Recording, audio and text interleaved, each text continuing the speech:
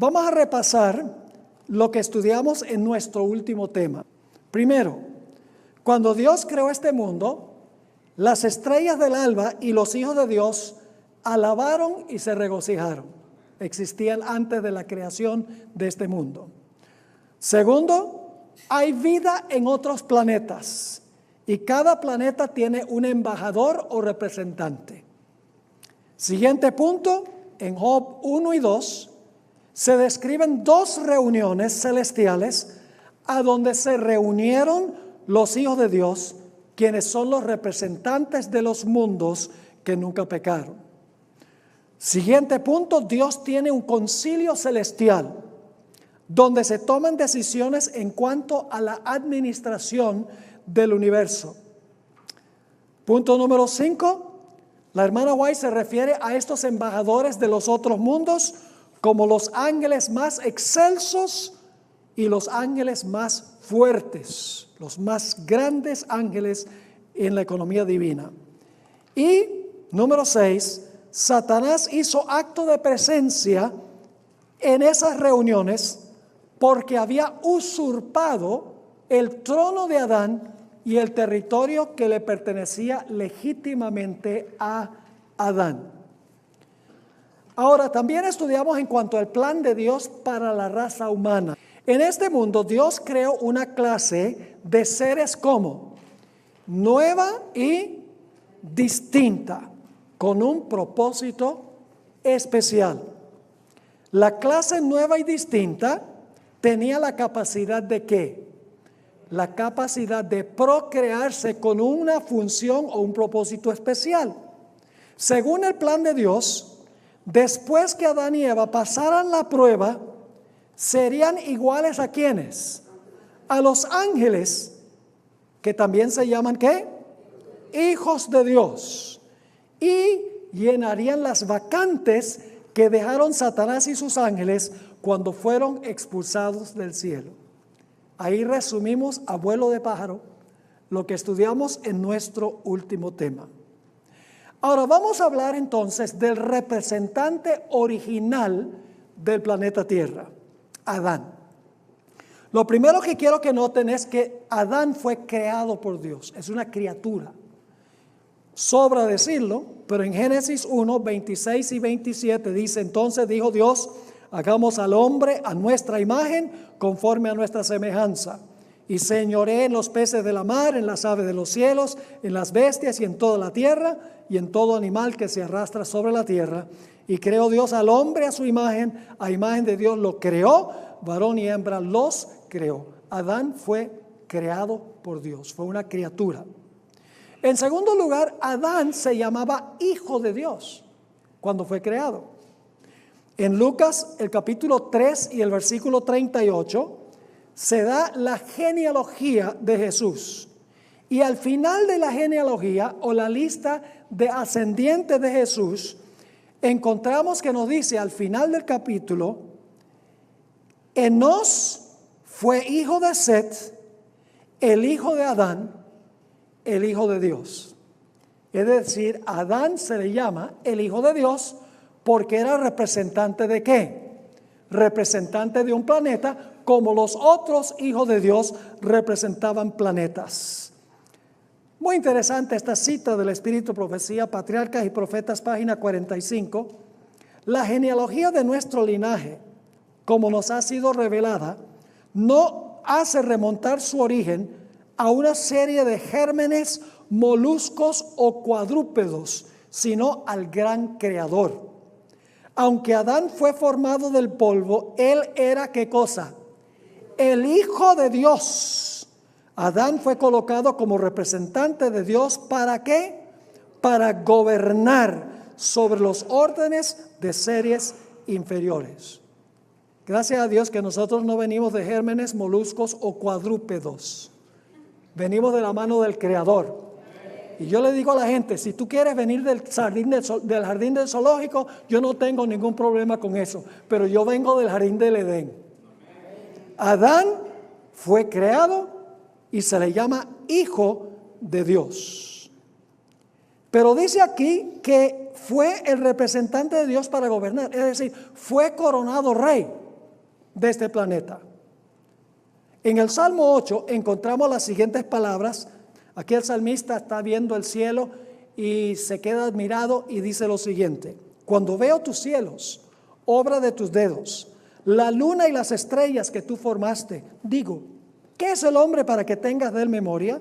¿Y el hijo del hombre para que lo visites? Le has hecho un poco menor que los ángeles. ¿Y lo qué? Adán, Dios lo coronó rey, ¿sí o no? Y lo coronaste de gloria y de honra. Y cada rey tiene pues un territorio sobre el cual gobierna. Así que sigue diciendo, le hiciste señorear o gobernar sobre las obras de tus manos. Todo lo pusiste debajo de sus pies, que significa lo pusiste para gobernar. Ovejas y bueyes, todo ello, asimismo las bestias del campo, las aves de los cielos y los peces del mar, todo cuanto pasa por los senderos del mar. Cuando la Biblia dice aves de los cielos, peces del mar y cuanto pasa por los senderos del mar y bestias del campo, se refiere a todo lo relacionado con el planeta Tierra. Así que Adán, primero, fue creado por Dios. Segundo, se le llama hijo de Dios. En tercer lugar, fue coronado rey de este planeta. Elena White confirma esto en la Review and Herald, febrero 24, 1874. Ella escribió: Adán fue coronado rey en el Edén. Muy importante, tenía corona. Fue coronado rey en el Edén. Se le dio dominio sobre toda cosa viva que Dios había creado. El Señor bendijo a Adán y Eva con una inteligencia que no le había dado a ninguna otra criatura. Dios colocó a Adán como ¿qué? El legítimo soberano sobre todas las obras de sus manos. Hay otra característica en cuanto al primer representante del planeta, Adán, y es cómo estaba vestido Adán. En Génesis 2:25 dice algo muy interesante. Dice, estaban ambos desnudos, Adán y su mujer, y no se avergonzaban. Ahora, necesitamos entender que estaban desnudos en lo que respecta a vestiduras confeccionadas de materiales humanos. Es decir, no tenían mantos de gabardina, ni de seda, ni de algodón. Pero sí estaban cubiertos con un manto. Estaban desnudos, pero cubiertos con un manto especial, que era un manto de luz blanca. Noten lo que dice el Espíritu de Profecía, Palabras de Vida del Gran Maestro, página 252. Nuestros primeros padres vestían el manto blanco de la inocencia cuando fueron colocados por Dios en el Santo Edén. ¿Qué clase de vestiduras tenían? ¿Manto de qué color? Blancos. Ellos vivían en perfecta conformidad con la voluntad de Dios. Toda la fuerza de sus afectos era dada a su Padre Celestial. Ahora escuchen esto. Una hermosa y suave luz, la luz de Dios, envolvía a la santa pareja. Este manto de luz, que vimos que es un manto blanco, ¿verdad que sí? Este manto de luz era un símbolo de sus vestiduras espirituales de celestial inocencia. Yo pregunto, ¿los ángeles también están vestidos de blanco? ¿Los ángeles también están vestidos con mantos blancos de luz? Sí. En Mateo 28 y el versículo 2 y 3 dice lo siguiente, hablando de la resurrección de Jesús. Y hubo un gran terremoto, porque un ángel del Señor descendió del cielo y llegando removió la piedra y se sentó sobre ella. Su aspecto era como un relámpago y su vestido, ¿qué cosa? Blanco como la nieve. No solamente Adán y Eva están vestidos de blanco, sino los ángeles también visten de blanco. Y los ángeles se les llama hijos de Dios, y los ángeles también son seres creados, etc. Elena White amplía esto en el libro Patriarcas y Profetas, página 26. Ella escribió: la inmaculada pareja no llevaba vestiduras artificiales. Estaban rodeados de una envoltura de luz y gloria como la que rodea ¿a quiénes? A los ángeles. ¿Y saben algo? Dios mismo, el manto que viste a Dios es un manto de luz. No voy a leer el versículo, por Salmo 110 y el versículo 1 y 2 dice, especialmente el versículo 2, que Dios se cubre de luz como vestidura. Es decir, Dios está vestido de mantos blancos de luz. Daniel 7:9, en la siguiente página, dice que el anciano de días estaba vestido con un manto blanco como la nieve. Dios también está cubierto con un manto de luz. Cubrió a los ángeles con mantos de luz y cubrió al primer representante de este planeta también con mantos de luz. Además de eso, Adán era el padre y representante de la raza humana. Quiero leerles esta cita que encontramos en Patriarcas y Profetas, página 29. El sábado fue confiado y entregado a Adán. ¿Qué era qué cosa? Padre y ¿qué? Representante de toda la familia humana. No era Eva la representante del planeta, era Adán. Por eso Dios no tuvo a Eva por responsable por el pecado. Dice que fue Adán el culpable. Por eso Jesús no es la segunda Eva, Jesús es el segundo Adán. Porque Adán era el padre, el representante y el rey del planeta Tierra. Ahora volvamos otra vez a Apocalipsis 4 y 5 y repasemos lo que hemos estudiado, pues es importante para lo que vamos a estudiar en los próximos minutos. Como ya vimos en Apocalipsis 4, se mencionan varios seres que estaban presentes antes que Jesús llegara al cielo en su ascensión. ¿Quiénes eran esos personajes? Uno, el que estaba sentado en el trono. ¿Quién era ese? El Padre. Los 7 espíritus que estaban delante del trono, ¿qué representa? El Espíritu Santo, la plenitud del Espíritu Santo. Los 4 seres vivientes que representan ¿qué? Y los querubines también. Los 24 ancianos eran ¿quiénes? Los representantes de los mundos que nunca pecaron. Pero en el capítulo 4 estaban ausentes ¿quiénes? Estaban ausentes las huestes angelicales, no estaban allí. ¿Y quién más estaba ausente? Estaba ausente el Cordero, Cristo Jesús, porque estaban en camino al cielo en la ascensión de Cristo Jesús. Ahora, como vimos, los 24 ancianos no pueden ser las primicias que resucitaron con Cristo porque ellos ya estaban allí antes que Jesús llegara al cielo. Ahora, en el capítulo 5 se unen a esa procesión 2 entidades que no estaban allí antes. Nuevamente, en el capítulo 5 está el Padre en el trono. Están los 7 espíritus que estaban, mejor dicho, son enviados a la tierra, que sucedió en el día del Pentecostés. Los 4 seres vivientes están allí, querubines y serafines. Los 24 ancianos están allí, los representantes de los mundos que nunca pecaron. Y se añade a ese grupo el Cordero como inmolado, pero resucitado, y las huestes angelicales. Como ya hemos visto, los 24 ancianos son seres angélicos, no son seres humanos. No pueden ser los que resucitaron con Jesús, en otras palabras. La cita del Conflicto de los Siglos, página 510, ya la leí, así que no la voy a leer de nuevo.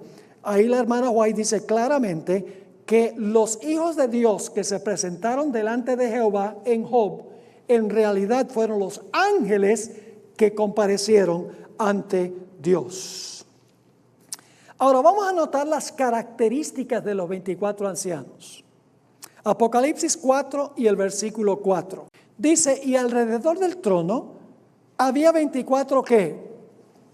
Tronos. Y vi sentados en los tronos a 24 ancianos. ¿Quiénes ocupan tronos? Reyes o gobernantes. Así que los ancianos deben ser ¿qué? Deben ser reyes o gobernantes. ¿Cómo estaban vestidos? Estaban vestidos de ropas blancas. ¿Y qué tenían en la cabeza? Con coronas de oro en sus cabezas. Ahora vamos a notar las características. Están resumidas aquí en la mitad de la página. ¿Los 24 ancianos son creados, sí o no? Sí, porque el capítulo 4:11 dice, están alabando los ancianos a Dios, dice, porque tú creaste todas las cosas, incluyéndonos a nosotros, son creados. Se sientan en tronos, lo cual significa que son ¿qué? Son gobernantes en alguna parte del universo. Tienen coronas sobre sus cabezas, que significa que son ¿qué? reyes o gobernantes. ¿Y están vestidos con qué? Están vestidos con mantos blancos. Ahora ustedes van a darse cuenta por qué estoy enfatizando estas características. Hay una razón muy importante que vamos a ver en unos momentos. Ahora, leamos otra vez esta cita del Espíritu de Profecía que se encuentra en el deseado de todas las gentes. Elena White aquí identifica a los 24 ancianos. Dice, los comandantes de las huestes angélicas, los hijos de Dios, los representantes de los mundos que nunca cayeron, están congregados. Y vimos que esas tres expresiones son paralelas, se refieren al mismo grupo. Es decir, los comandantes de las huestes angélicas, los hijos de Dios, los representantes de los mundos, son tres formas distintas de referirse al mismo grupo. Y luego dice, el concilio celestial, delante del cual Lucifer había acusado a Dios y a su Hijo, los representantes de aquellos reinos sin pecado, sobre los cuales Satanás pensaba establecer su dominio, todos están allí para dar la bienvenida al Redentor. Yo pregunto, entonces los 24 ancianos, ¿son representantes, sí o no?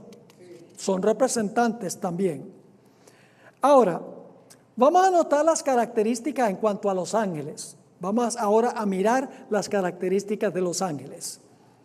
¿Los ángeles son seres creados, sí o no? Colosenses 1:16 dice, porque en Él, en Jesús, fueron creadas todas las cosas, las que hay en los cielos, las que hay en la tierra, visibles e invisibles, sean tronos, sean dominios, sean principados, sean potestades, todo fue creado por medio de Él y para Él. Yo pregunto entonces, ¿los ángeles son seres creados, sí o no? Sí. Confirmación del Espíritu de Profecía. Review and Herald, abril 5, 1906. Antes que los hombres o los ángeles fueran ¿qué? Creados, el verbo estaba con Dios y era Dios. La otra cita, Patriarcas y Profetas, página 14. El Hijo de Dios había ejecutado la voluntad del Padre en la creación de ¿qué? De todas las huestes del cielo. Y a Él, así como a Dios, debían ellas tributar homenaje y lealtad. Cristo había de ejercer aún el poder divino en la creación de la tierra y sus habitantes. Aquí, así que los ángeles son seres ¿qué? Creados. Ahora yo pregunto, ¿los ángeles llevan coronas? Algunos dicen, los 24 ancianos no pueden ser ángeles porque los ángeles no llevan coronas. Los seres humanos son los que llevan coronas, no los ángeles. Eso es problemático, como vamos a ver en unos momentos. Ahora, la palabra corona que se usa aquí es la palabra Stéphanos, que generalmente en la Biblia se usa para describir una persona que gana una victoria. Por ejemplo, gana una carrera y entonces le ponen una corona de vencedor. Hay otra palabra en Apocalipsis que es la palabra diadema, que se usa en Apocalipsis 19, que describe la corona de un rey. Entonces, como aquí la palabra es Stéphanos, la corona de un vencedor, el argumento es, bueno, pero los ángeles no vencieron nada, así que los 24 ancianos no pueden ser ángeles. ¿Están entendiendo el argumento? El problema con ese argumento es que la palabra Stéphanos no siempre significa una corona de un vencedor. A veces se usa para describir la corona de un rey. Noten dos ejemplos que tenemos aquí. Mateo 27, 29. Aquí han arrestado a Jesús y ahora le van a poner a Jesús una corona de espinas. Un Stéphanos. ¿Por qué le pusieron un Stéphanos a Jesús? ¿Esa era una corona de un vencedor? Los romanos dijeron, vamos a ponerle una corona de vencedor a Jesús. No. Para ellos es la corona de un ¿qué? De un rey. Fíjense lo que dice. Y pusieron sobre su cabeza un Stéphanos, una corona tejida de espinas, y una caña en su mano derecha, hincando la rodilla delante de él, le escarnecía diciendo, salve, rey de los judíos. Así que la palabra Stéphanos se puede usar también para la corona de un rey. Así que puede referirse a ángeles que ocupan una posición como gobernantes, que tienen coronas. Otro ejemplo donde se usa la palabra Stéphanos para la corona de un rey y no necesariamente para la corona de un vencedor es Apocalipsis 14, 14. que describe la segunda venida de Jesús. Dice, y miré, y he aquí una nube blanca, y sobre la nube uno sentado semejante al Hijo del Hombre, que tenía en la cabeza una corona, un stéfanos de oro, y en la mano una hoz aguda. Ahora, generalmente usamos este texto para hablar de la segunda venida, y la segunda venida está incluida en este concepto. Pero hay algo más que sencillamente la segunda venida aquí. En realidad, si leen la nota aquí, este texto describe el momento en que se cierra la puerta de la gracia al terminar el juicio investigador.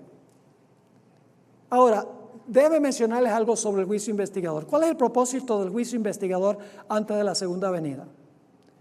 Se examinan los casos de ¿quiénes? De todos los que profesaron a Jesús. No se tratan los casos de los impíos en el juicio antes de la segunda venida. Solo se analizan los casos de las personas que alguna vez profesaron aceptar a Cristo como Salvador personal. Yo pregunto, ¿todos los que profesan aceptar a Cristo son verdaderos creyentes? ¿En la iglesia hay trigo y cizaña? ¿Las cizañas son gente que profesa a Cristo? Sí. ¿Hay vírgenes sabias y fatuas? ¿Hay peces buenos y malos en la iglesia? ¿Hay personas que tienen apariencia de piedad pero no tienen en verdad piedad? ¿Hay personas que dicen Señor, Señor, y Jesús va a decir yo no los conozco a ustedes? Sí. Entonces, ¿cuál es el propósito del juicio? El propósito del juicio es examinar a todos los que profesaron el nombre de Jesús para demostrarle al universo quién en verdad recibió a Cristo como Salvador personal. Y cuando termina el juicio, el reino de Cristo está completo porque ha demostrado quiénes son los que genuinamente pertenecen a su reino. Y entonces Jesús puede tomar posesión del reino porque su reino está completo, porque ha demostrado quiénes son los súbditos de su reino. Sigamos leyendo aquí. En el momento cuando se termina el juicio investigador, se cierra la puerta de la gracia, todos los casos decididos, en ese momento Jesús recibe de su Padre el reino y comienza a reinar. Es decir, recibe la corona de rey. Daniel 12:1 apunta hacia el momento cuando se levanta Miguel, y levantarse significa cuando comience a reinar. Ahora, ¿será que los ángeles usan coronas? Porque el argumento que siempre yo he escuchado es que los 24 ancianos no pueden ser en realidad ángeles porque los ángeles no usan coronas. Bueno, vamos a leer algunas citas del Espíritu de Profecía. Cuando el hombre pecó en el huerto del Edén, la hermana White en Primeros Escritos escribió en la página 148, las nuevas de la caída del hombre se difundieron por el cielo. Toda arpa cayó. Los ángeles entristecidos se quitaron las coronas de la cabeza. Cuando Jesús sufrió en el Getsemaní, Primeros Escritos, página 167, ella escribió, no había gozo en el cielo. Los ángeles se despojaron de sus coronas y las arrojaron con sus arpas y contemplaban a Jesús con profundísimo interés y en silencio. Cuando Jesús fue juzgado, Primeros Escritos, página 169, al salir del cielo, los ángeles se despojaron tristemente de sus resplandecientes coronas. No podían ceñírselas mientras su caudillo estuviese sufriendo y hubiese de llevar una de espinas. Cuando Jesús llegó al cielo en su ascensión, Primeros Escritos 191, entonces toda la hueste celestial rodeó a su majestuoso caudillo y se inclinó ante él con profundísima adoración, arrojando las brillantes coronas a sus pies. Cuando se cierra la puerta de la gracia, Primeros Escritos 279 y 280, y toda la hueste angélica se quitó sus coronas cuando Jesús hizo esta solemne declaración: el que es injusto sea injusto todavía, el que es inmundo sea inmundo todavía, el que es justo practique la justicia todavía, y el que es santo santifíquese todavía.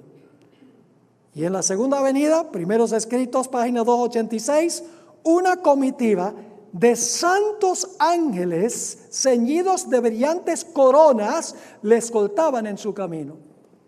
¿Los ángeles usan coronas? Creo que tenemos suficiente evidencia, me parece a mí, con todas estas citas. Es decir, los seres humanos no son los únicos que usan coronas. Los ángeles usan coronas. Hay ciertos ángeles que son representantes de los mundos. Se les llama hijos de Dios y son seres creados. Ahora yo pregunto, ¿será que los ángeles visten vestiduras blancas? ¿Sabe? El argumento que se usa, lo que pasa es que la gente no mira toda la evidencia. Algunos me han dicho, pero pastor, en el libro de Apocalipsis son los redimidos los que usan vestiduras blancas. Los ángeles no dicen que tienen vestiduras blancas. Yo pregunto, ¿cómo visten los ángeles? ¿Los ángeles también visten vestiduras blancas? Claro que sí. Vamos a notar la evidencia. Mateo 28:3. El ángel que descendió del cielo al sepulcro para resucitar a Jesús, dice, su rostro era como un ¿qué? Era como un relámpago y su manto, ¿qué cosa? Blanco como la nieve. ¿Los ángeles también visten de blanco? ¿Cómo no? Noten los dos ángeles que llegaron a la tumba de Jesús. Se encuentra en el libro Spirit of Prophecy, tomo 3, páginas 200 y 201. Mientras María estaba parada, llorando, se agachó nuevamente para mirar dentro del sepulcro, y he aquí había dos ángeles vestidos ¿con qué? Con mantos blancos. Y cuando Jesús ascendió al cielo, cuando los ángeles vinieron a recogerlo, note lo que dice en Hechos el capítulo 1 y el versículo 10, dice, y estando ellos con los ojos puestos en el cielo, entre tanto que él se iba, he aquí se pusieron junto a ellos dos varones, ¿con qué cosa? Con vestiduras blancas. ¿Cómo estaban vestidos Adán y Eva en el huerto del Edén? Como los ángeles, con vestiduras blancas. Dice en Patriarcas y Profetas, página 45, la inmaculada pareja no llevaba vestiduras artificiales. Estaban rodeados de una envoltura de luz y gloria como la que rodea a quienes, a los ángeles. Mientras vivieron obedeciendo a Dios, ese atavío de luz continuó revistiéndolos. ¿Está claro? Entonces yo pregunto, ¿lo que se dice de los seres humanos se puede decir también de los ángeles? Lógicamente que sí. Nada más porque los 24 ancianos están vestidos de blanco y tienen coronas y son seres creados y son representantes de planetas, no significa que son seres humanos. Porque los seres humanos y los ángeles tienen las mismas características porque son criaturas de Dios. Ahora, vamos a leer otra vez aquí la descripción que da Elena White sobre los 24 ancianos. Está en El deseo de todas las gentes, las últimas 3 páginas. Ya lo leímos ayer, pero hay muchos aquí que no estuvieron ayer. Así que voy a volver a leer este pasaje claro sobre quiénes son los 24 ancianos. Todo el cielo estaba esperando para dar la bienvenida al Salvador, a los atrios celestiales. Mientras ascendía, iba adelante. Y la multitud de cautivos libertados en ocasión de su resurrección le seguía. La hueste celestial, con aclamaciones de alabanza y canto celestial, acompañaba al gozoso séquito. ¿Quiénes estaban acompañando a Jesús en el viaje al cielo? La hueste angélica. Por eso no estaban en el capítulo 4 allí. Sigue diciendo, al acercarse a la ciudad de Dios, la escolta de los ángeles demanda, alzad, oh puertas, vuestras cabezas, y alzaos vosotras puertas eternas, y entrará el Rey de Gloria. Gozosamente los centinelas de guardia, que quedaron algunos de guardianes ahí en la puerta del cielo, dice, ¿quién es este Rey de Gloria? Dicen esto no porque no sepan quién es, sino porque quieren oír la respuesta de sublime loor. Jehová el fuerte y valiente, Jehová el poderoso en batalla. ¿Por qué es el poderoso en batalla? Porque viene del campo de batalla, viene con las heridas, pero viene victorioso. Sigue diciendo, alzad, oh puertas, vuestras cabezas, y alzad vosotras puertas eternas, y entrará el Rey de Gloria. Vuelve a oírse otra vez, ¿quién es este Rey de Gloria? Porque los ángeles no se cansan nunca de oír ensalzar su nombre. Y los ángeles de la escolta responden, Jehová de los ejércitos, Él es el Rey de la Gloria. Entonces los portales de la ciudad de Dios se abren de par en par y la muchedumbre angélica entra. ¿Por qué no estaban ahí en el capítulo 4? la muchedumbre angélica? Porque estaban recogiendo a Jesús. La muchedumbre angélica entra por ellos en medio de una explosión de armonía triunfante. Es decir, están cantando a todo vapor. Ahora fíjense, ahí está el trono. ¿Quién estaba sentado en el trono? El Padre. Y en derredor el arco iris de la promesa. Eso está en Apocalipsis 4, el arco iris, ¿recuerdan? Sí. Ahí están los querubines y los serafines. ¿Quiénes serían esos? ¿Quiénes? Los 4 seres vivientes. Ya vimos que son serafines. ¿No es así? Y luego dice, los comandantes de las huestes angélicas, los hijos de Dios, los representantes de los mundos que nunca cayeron, están congregados. ¿Quiénes son esos, los representantes de los mundos que nunca cayeron? Los 24 ancianos. No hay más opciones, esos son los que están allí. Luego dice el concilio celestial, delante del cual Lucifer había acusado a Dios y a su Hijo, los representantes de aquellos reinos sin pecado, sobre los cuales Satanás pensaba establecer su dominio, todos están allí para dar la bienvenida al Redentor. Sienten impaciencia por celebrar su triunfo y glorificar a su Rey. Es decir, han estado cantando, están emocionados y quieren atribuirle honra y gloria a su Creador. Pero con un ademán, Él los detiene. Dice, silencio. Todavía no. No puede ahora recibir la corona de gloria y el manto real. Entra a la presencia de su Padre. ¿Recuerdan que el capítulo 5 dice que vino al anciano de días? Dice, no puede ahora recibir la corona de gloria y el manto real. Entra a la presencia del Padre, señala su cabeza herida, su costado traspasado, sus pies lacerados, alza sus manos que llevan la señal de los clavos. ¿Cómo se está presentando Jesús? Como cordero inmolado. Elena White no usa la terminología bíblica, la está interpretando. Apocalipsis dice, bueno, no dice quién está en el trono, dice uno sentado. Apocalipsis dice 4 seres vivientes. Apocalipsis dice 24 ancianos. Dice cordero como inmolado. Hermana White interpreta ese lenguaje. Ella dice, en vez de cordero dice Jesús. En vez de 24 ancianos, los representantes de los mundos. En vez de 4 seres vivientes, los representantes, en vez de los 4 seres vivientes, los querubines y los serafines. Es decir, ella está interpretando el lenguaje de Apocalipsis, el capítulo 4. Sigue diciendo, presenta los trofeos de su triunfo, ofrece a Dios la gavilla de las primicias, aquellos que resucitaron con Él, como representante de la gran multitud que saldrá de la tumba en ocasión de su segunda venida. Yo pregunto, ¿los 24 ancianos pueden ser los 24 ancianos? No, porque ya estaban allí los 24 ancianos cuando Jesús trae las primicias. Dice aquí, se acerca al Padre. Recuerda que todo está en silencio en este momento. Ante quien hay regocijo por un solo pecador que se arrepiente. Desde antes que fueran echados los cimientos de la tierra, el Padre y el Hijo se habían unido en un pacto para redimir al hombre en caso de que fuese vencido por Satanás. Habían unido sus manos en un solemne compromiso de que Cristo sería fiador de la especie humana. Cristo había cumplido este compromiso.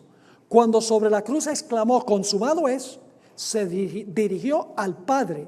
El pacto había sido llevado plenamente a cabo. Ahora declara, Padre, consumado es. He hecho tu voluntad, oh Dios mío. He completado la obra de la redención.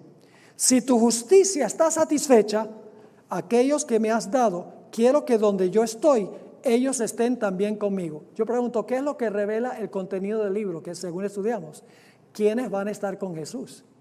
¿Quiénes van a heredar lo que se perdió? Esa es la pasión de Cristo. Ahora, sigue diciendo, se oye entonces la voz de Dios proclamando que la justicia está satisfecha. Satanás está vencido. Los hijos de Cristo que trabajan y luchan en la tierra son aceptos en el amado. Delante de los ángeles celestiales y los representantes de los mundos.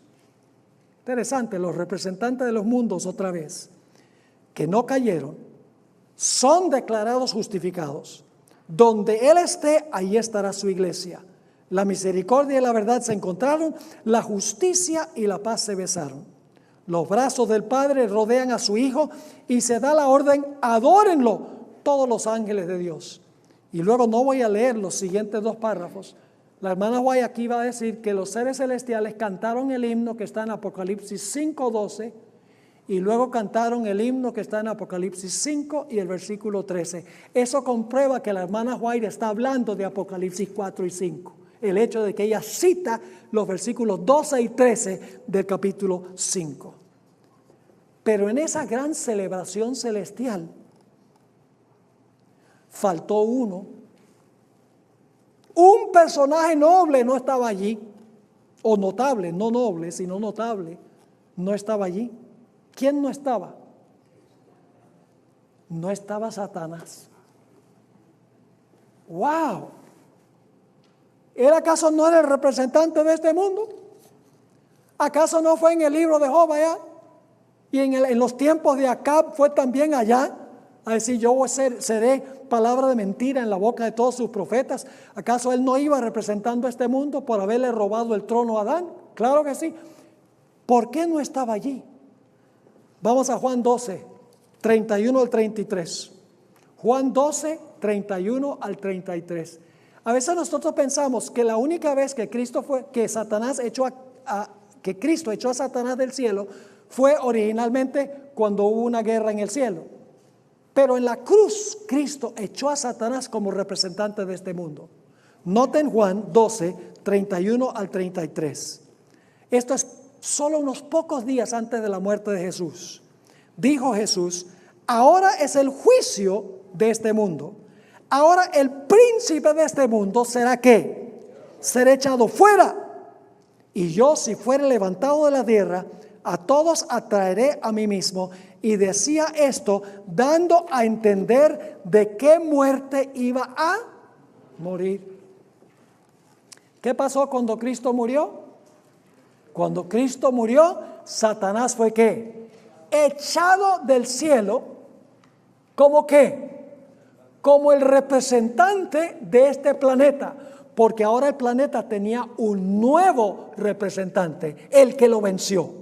Noten Apocalipsis 12 y el versículo 10. Apocalipsis 12, 10. Este es la celebración de los seres celestiales cuando Satanás es echado, cuando Cristo muere en la cruz.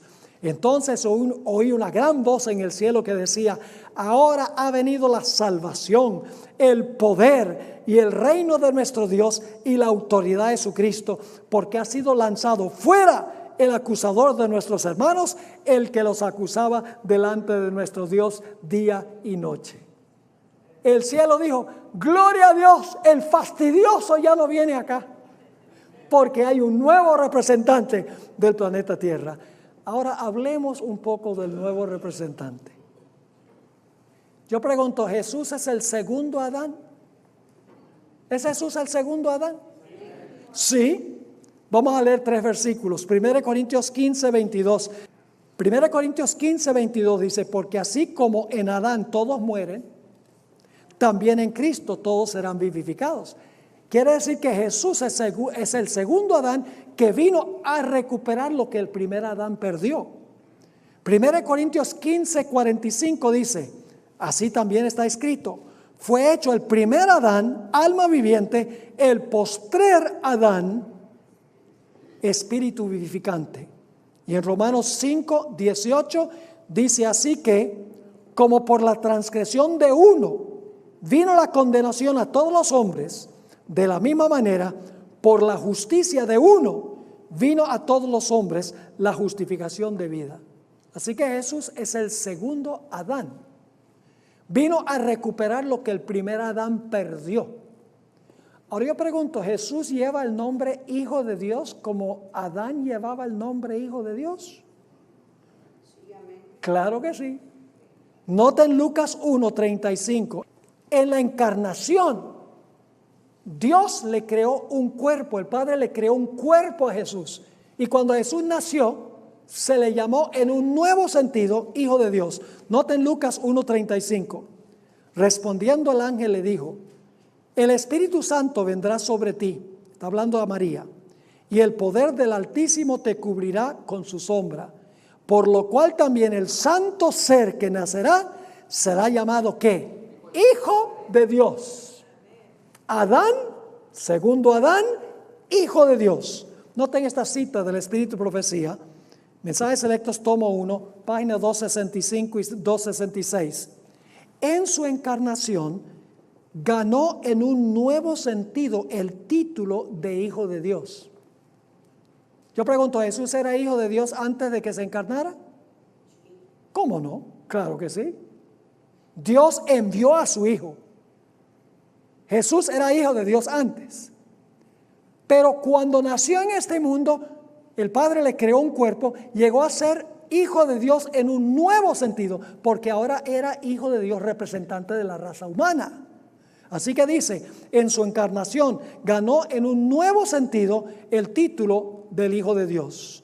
Dijo el ángel a María, el poder del Altísimo te cubrirá con su sombra, por lo cual también el santo ser que nacerá será llamado Hijo de Dios. Si bien era el hijo de un ser humano, llegó a ser en un nuevo sentido el Hijo de Dios.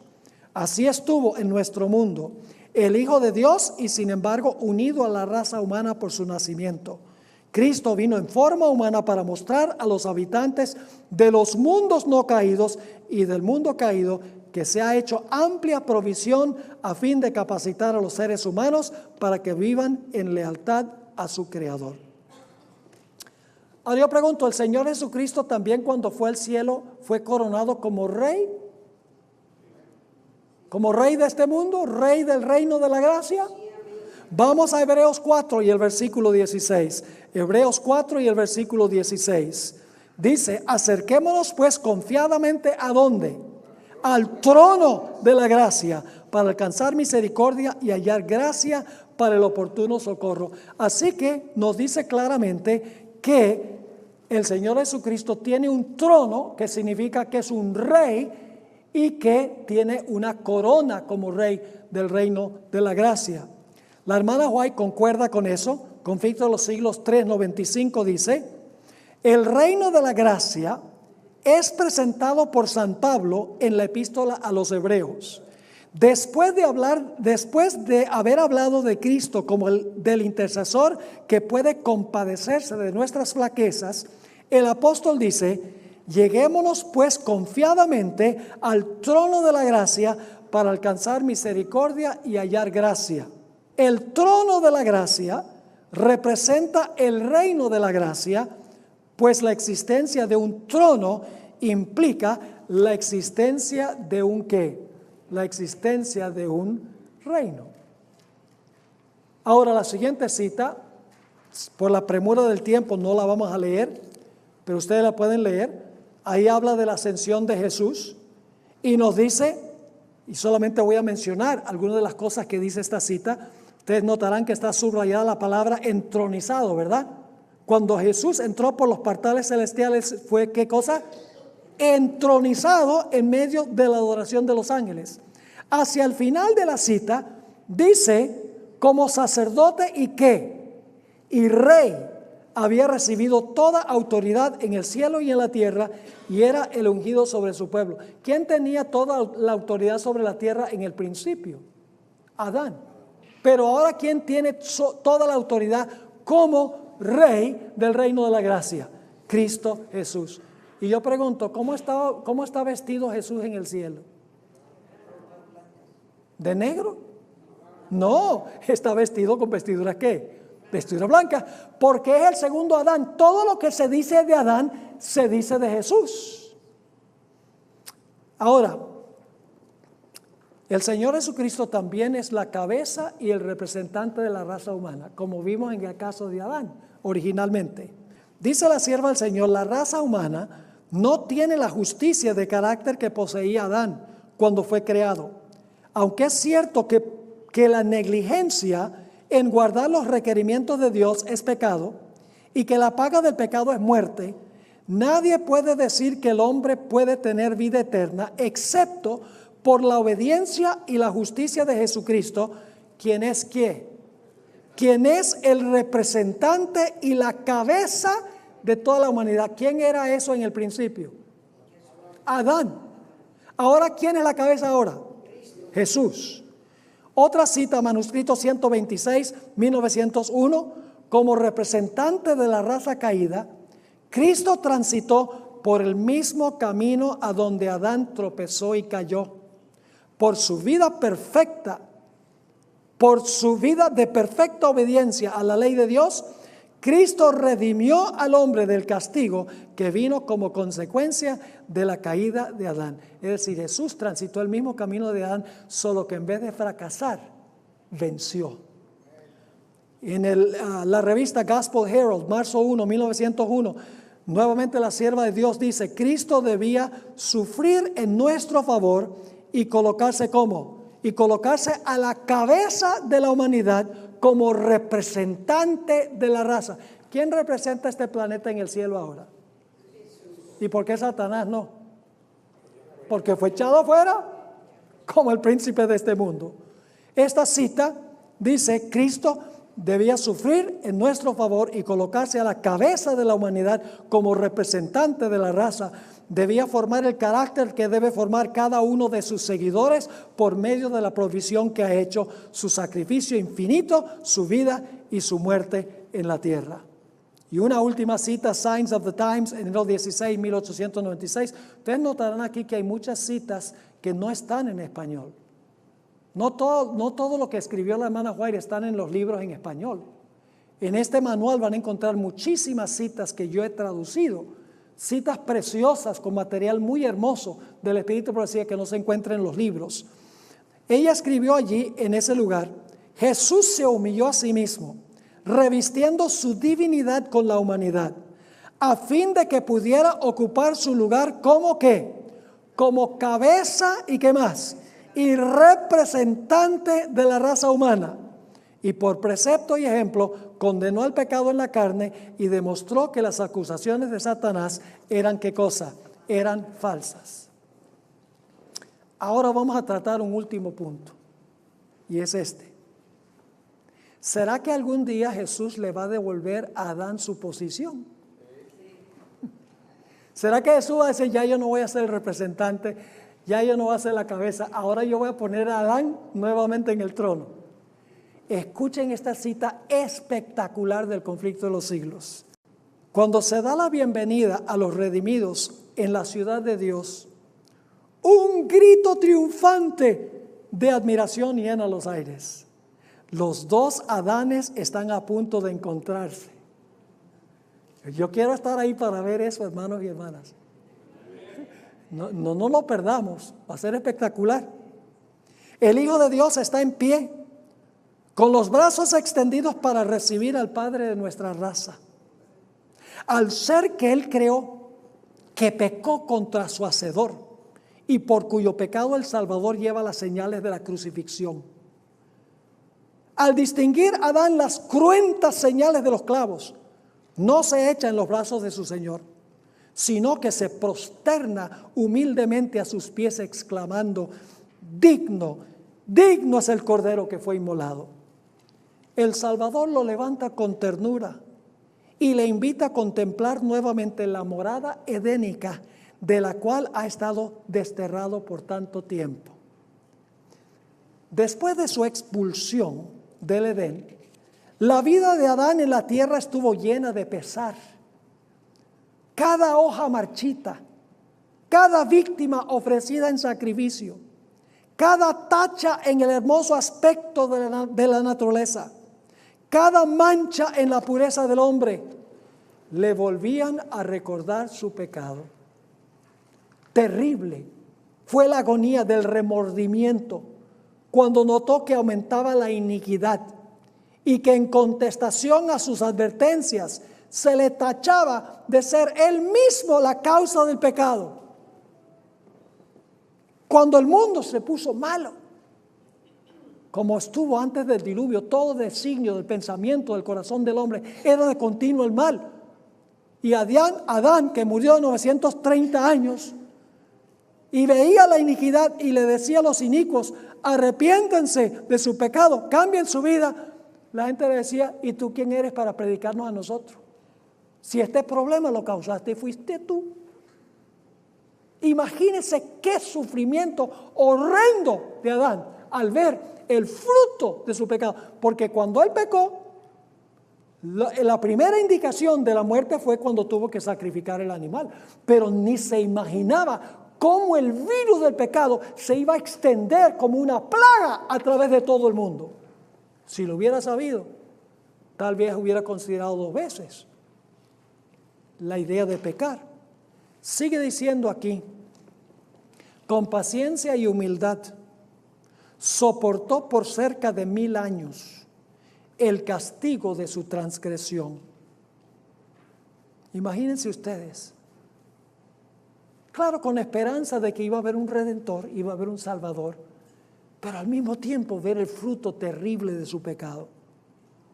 Sigue diciendo, se arrepintió sinceramente de su pecado y confió en los méritos del Salvador prometido y murió en la esperanza de la resurrección.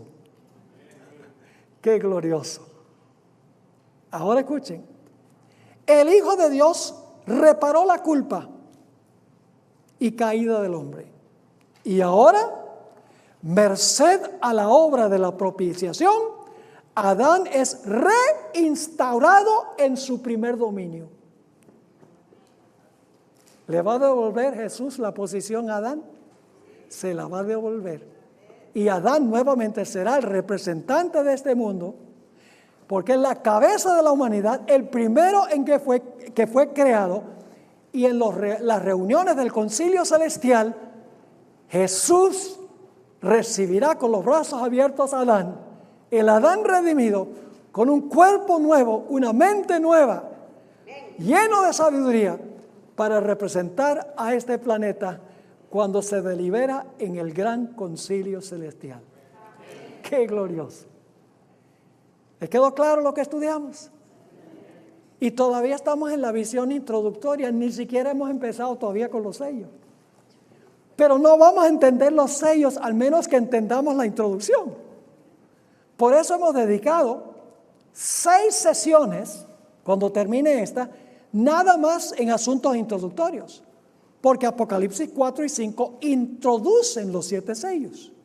Así que ¿cómo podemos entender los sellos sin entender cabalmente lo que aparece al principio, la introducción a los 7 sellos? Nuestra próxima lección vamos a tratar un problema que siempre se presenta y es a base de una traducción que encontramos de Apocalipsis 5, 9 y 10, que deja la impresión de que los 24 ancianos fueron redimidos de la tierra y van a reinar sobre la tierra. Siempre se sacan estos versículos. Lamentablemente, la única versión que da la impresión de que los 24 ancianos son redimidos y van a reinar sobre la tierra es la de King James. Todas las demás versiones, fuera de la de King James, no dice que ellos son en realidad los redimidos y los que reinan sobre la tierra, sino que ellos están cantando un himno en cuanto a los redimidos y en cuanto a los que van a reinar sobre la tierra. Ahora, es un estudio un tanto académico, no es tan emocionante como lo que hemos estudiado hasta ahora, pero tenemos que resolver este problema porque alguien, cuando ustedes le digan, no, ya sabemos que son los representantes de los mundos, le van a decir, pero mire Apocalipsis 5, 9 y 10. Tenemos que tener una respuesta de eso.